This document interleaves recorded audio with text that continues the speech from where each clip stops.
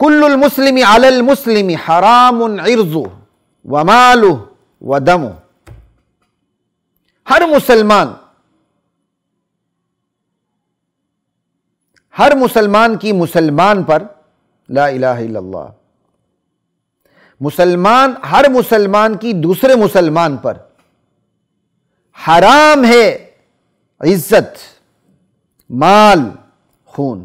یعنی ایک مسلمان کی عزت دوسرے مسلمان پر حرام ہے، ایک مسلمان کا مال دوسرے مسلمان پر حرام ہے، ایک مسلمان کا خون دوسرے مسلمان پر حرام ہے.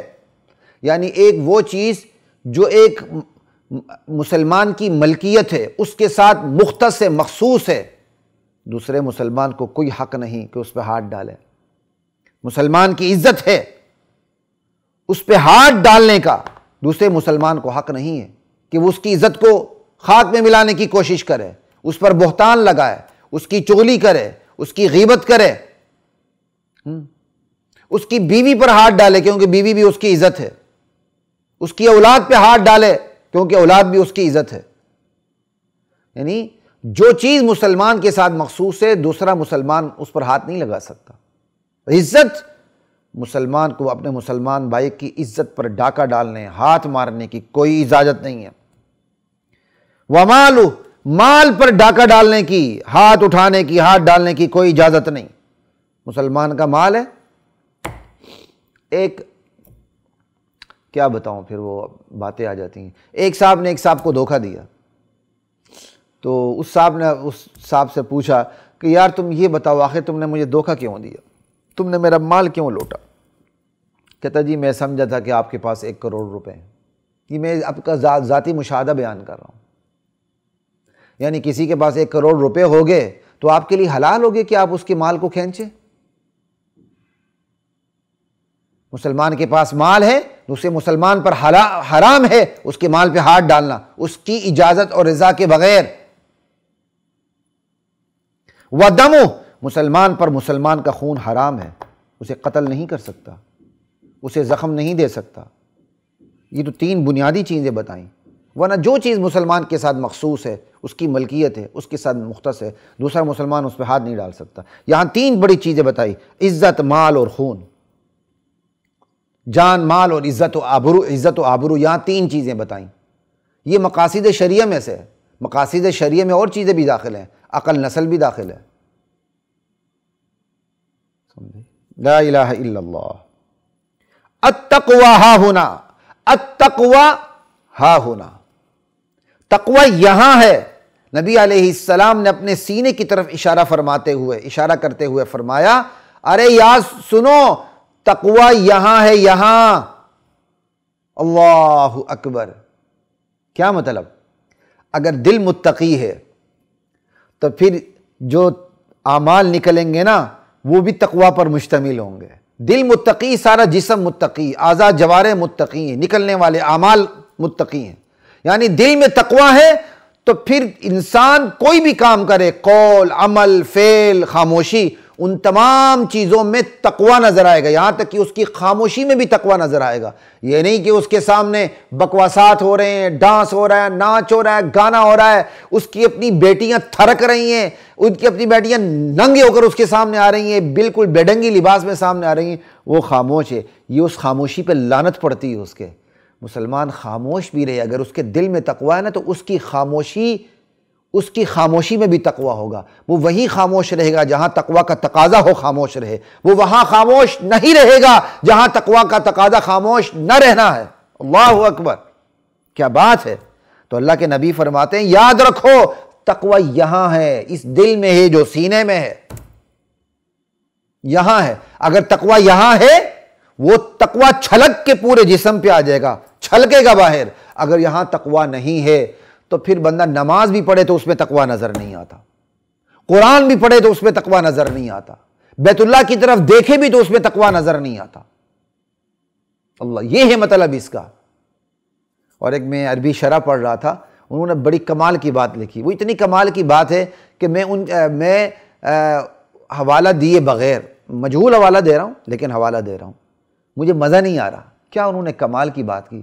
کہتے بعض لوگ یہ کہتے ہیں کہ بھائی جب ان کو کہا جاتا ہے بھائی داڑھی رکھو، داڑھی رکھنا ضروری ہے، داڑھی کاٹنا حرام ہے، تو آگے سے کیا جواب دیتے ہیں؟ التقویٰ ہاں ہونا۔ نبی علیہ السلام کی یہ حدیث پڑھتے ہیں، تقویٰ یہاں ہے۔ کیا مطلب؟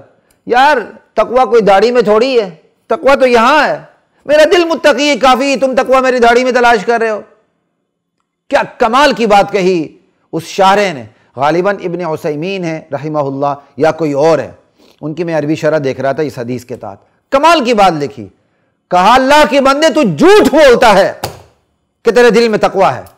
اگر تیرے دل میں تقویٰ ہوتا، تیرے اعضاء تیرے جسم پہ تقویٰ نظر آتا، تو تیری داڑھی نہیں ہے اس کا مطلب تیرے دل میں تقویٰ نہیں ہے اس درجے کا کہ وہ داڑھی، وہ کیا کہتے ہیں، اس کی بنیاد پر تو داڑھی رکھ سکے، تو جھوٹ بولتا ہے۔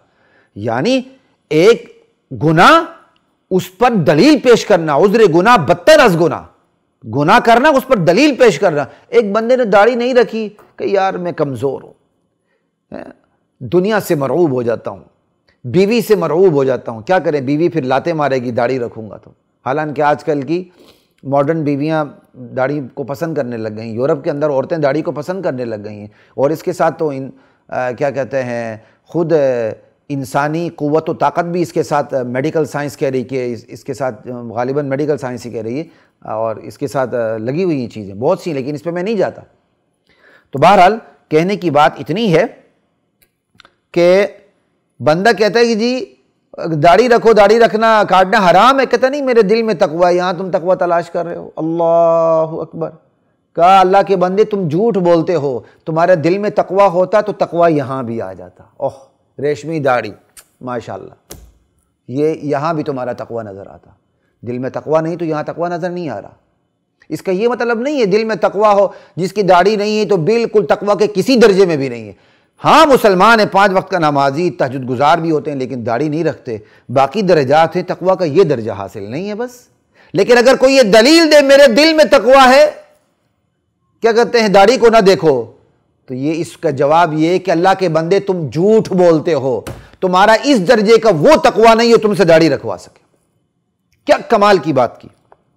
تو اس کا حوالہ دینے میں نے ضروری سمجھا، اس پر مجھے اپنے معاشرے کی بھی ایک بات یاد آ گئی، اس سے بالکل ملتی جلتی۔ وہ کیا، یار داڑھی رکھو، اور بھائی کوئی داڑھی میں اسلام ہے؟ یہ وہی ہے التقویٰ ہاں ہونا، سمجھ آئی؟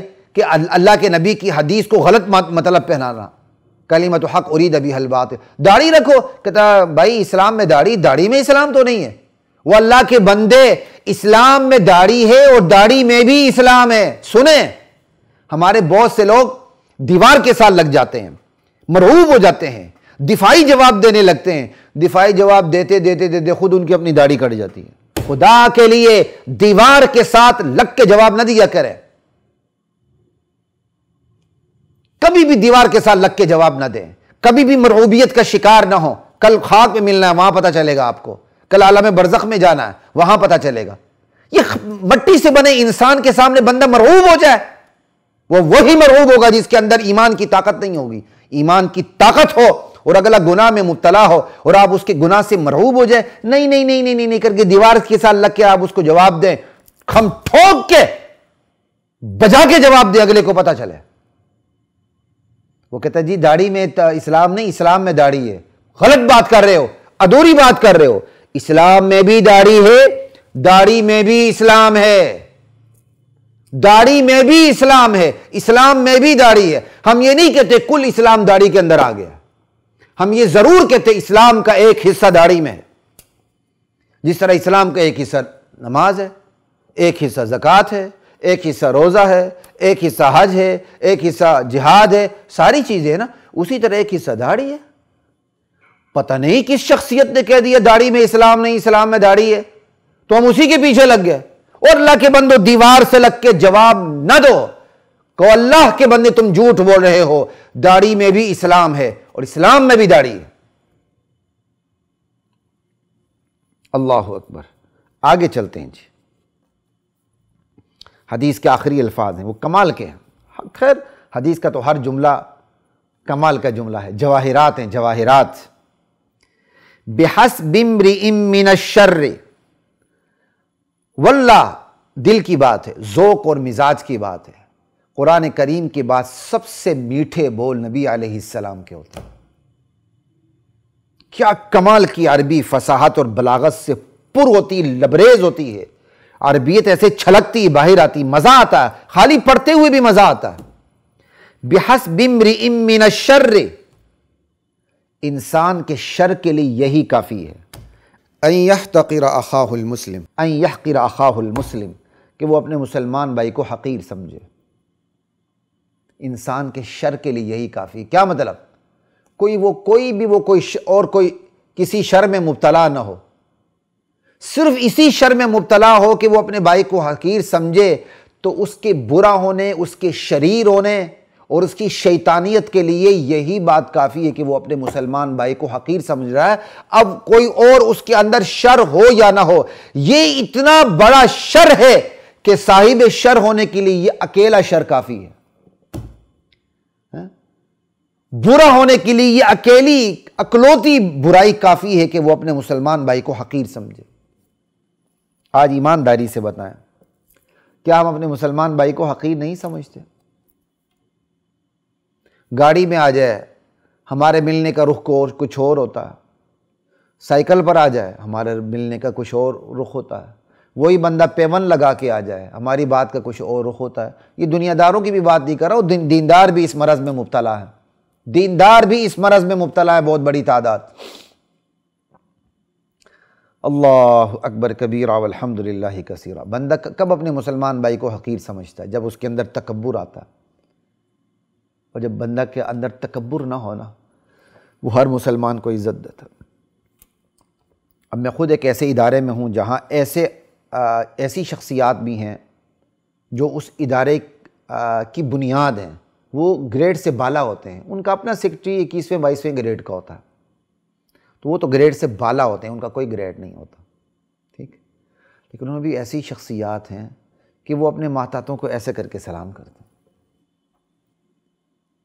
ایک دفعہ اسی طرح ایسی شخصیت سے میری ملاقات ہوئی، اور رہتی ہے ملاقات الحمدللہ، تو انہوں نے مجھے ایک دفعہ کہا کہ آپ مجھے میرے نام سے پکارا کریں۔ بڑی محبت سے انہوں نے مجھے کہا کہ آپ مجھے میرے نام سے مجھے پکارا کریں۔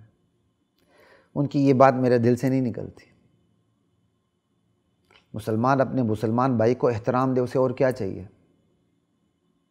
سمجھے؟ یہی عاجزی اللہ کو پسند آتی ہے۔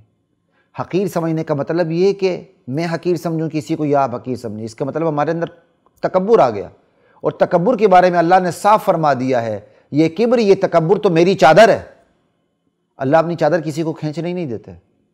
جس کی گردن میں سری آ جائے اللہ اوپر سے لینٹر ڈال دیتے ہیں، گردن میں سری آ جائے لینٹر پڑ جاتا ہے، وہ کب پڑنا ہے وہ اللہ کو پتہ ہے۔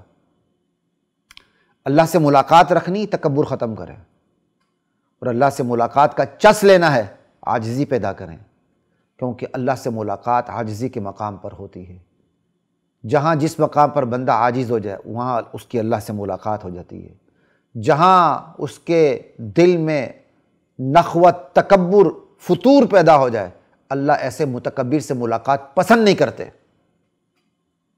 لا الہ الا اللہ، یہ حدیث آپ کے سامنے رکھی، آخر میں پھر ترجمہ کر دیتا ہوں، سنیے۔ مسلمان بھائی ہے مسلمان کا، مسلمان اپنے مسلمان بھائی سے خیانت نہیں کر سکتا، اس سے جھوٹ نہیں بول سکتا، اسے رسوا نہیں کر سکتا، لا یخون ولا یکذب ولا یخذل، اسے بے یار و مددگار نہیں چھوڑ سکتا، ولا یخذل، کل المسلم علی المسلم حرام عرضہ ومالہ ودمہ، ایک مسلمان، ہر مسلمان پر دوسرے مسلمان کی عزت، اس کا مال، اس کا خون حرام ہے، وہ ان چیزوں پر ہاتھ نہیں ڈال سکتا۔ یاد رکھو میرے امتیو، تقوی یہاں دل میں ہے، دل میں تقوی آ گیا وہ چھلک کے باہر آئے گا، دل میں تقوی نہیں تو پھر کچھ بھی نہیں۔